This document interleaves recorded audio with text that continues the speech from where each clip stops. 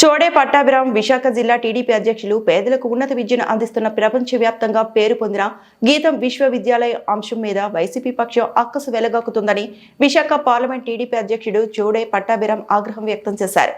Visakha TDP కార్యాలయంలో media సమావేశంలో మాట్లాడారు. ప్రపంచవ్యాప్తంగా పేరు తీసుకొస్తున్న గీతం విశ్వవిద్యాలయం మీద వైసీపీ కక్షపూరిత చర్య చేస్తుందని, ఆ విద్యా సంస్థల అధ్యక్షుడిగా మతుకుమిల్లి శ్రీ భరత్ ఉండడం వారి ప్రతిష్టకు ప్రజల్లో వారికి ఉన్నటువంటి అభిమానం చూసి ఓర్వలేక వైసీపీ నాయకులు దిగజారుడు రాజకీయాలు చేస్తున్నారని పట్టాభిరాం ఆగ్రహించారు. వైసీపీ సమయంలో మాజీ పార్లమెంట్ సభ్యుడు ఎంవివి సత్యనారాయణ రోజుకు రాద్ధాంతం సొంత వ్యాపారాల కోసం శ్రీభరత్ ఆలోచించలేదని గట్టిగా చెప్పారు. వైసీపీ నేతలు చేస్తున్న యాగిని ప్రజలు గమనిస్తున్నారని, ఇదే విధంగా కొనసాగిస్తే మరోసారి వైసీపీ ముఖం కూడా జనులు చూడరని అన్నారు. విశాఖ జీవీఎంసీలో మేయర్ పోడియం చుట్టుముట్టి వైసీపీ కార్పొరేటర్లు చేసిన రౌడీయిజం ప్రజలు చూశారని చెప్పుకొచ్చారు. వైసీపీ నాయకులు మేయర్ పోడియం ఎక్కి మేయర్ సీటు మీద ఎక్కి మేయర్ పోడియం మీదకి దూసుకెళ్ళి చాలా అవమానకరమైన రీతిలో ప్రవర్తించడం. ఎందుకంటే ఇది వాళ్ళ నైజం. ఎందుకంటే వాళ్ళ నాయకుడు రప్పా మీ అందరికీ తెలిసింది. రప్పా చేస్తాం, మేము వస్తామని. అంటే మీరు చెప్పకనే చెప్తారు మీ నైజం ఏంటో. ప్రజలను భయభ్రాంతులను చేసి అధికారం చేసి ఎక్కించుకుందామంటే కుదరదు.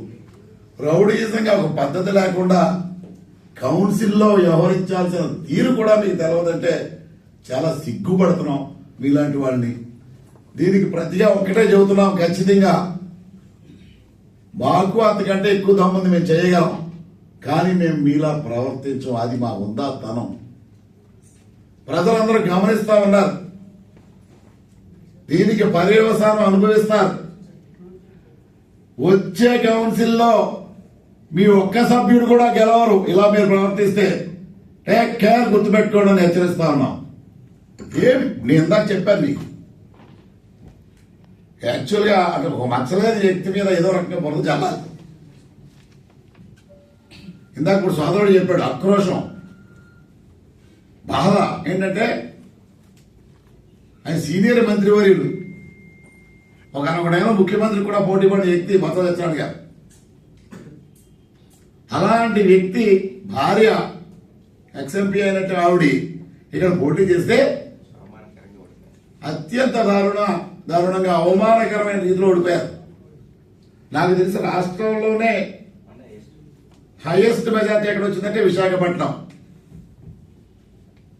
పార్లమెంట్ భరత్ గారికి. అది జీర్ణించుకోలేకపోతున్నారు. ప్రజలు కూడా అన్ని గమనించేస్తారు ఓట్లు. ఈ మచ్చలేని వ్యక్తి, ఎందుకంటే లాస్ట్ టైం చూసాం మనం ఒక ఎంపీని, రోజు ప్రాబ్లమే, రోజు ఏదో ఒక కాంట్రవర్సీయే. మా తరుణంలో మచ్చలేని వ్యక్తి, నాన్ కాంట్రవర్షియల్ పర్సన్, కేవలం ప్రజలకు సేవ చేద్దామనే ఉద్దేశంతో రాజకీయాల్లోకి వచ్చి నడుస్తున్న వ్యక్తిని ఏదో రకంగా ఛాన్స్ దొరకట్లా, ఆ బాధ వెళ్ళగక్కాలి, ఏదో రకంగా లోపలున్న రగులుతున్న బాధని ఏదో రకంగా బురద చల్లాలనే ఒక దురుద్దేశంతో ఈ ఇష్యూని, గీతం ఇష్యూని టేకప్ చేసినా కూడా వాళ్ళ నైజం పోలేదు. మేయర్ పోడియం మీదకి ఎక్కేసో లేకపోతే రౌడీయిజం చేద్దామనే ఉద్దేశంతో మీరు ప్రదర్శిస్తూ ఉన్నారు. ప్రజలందరూ గమనిస్తారు. దీన్ని తగిన గుణపాఠం మళ్ళీ మీకు వస్తూ ఉంటుంది. Thank you.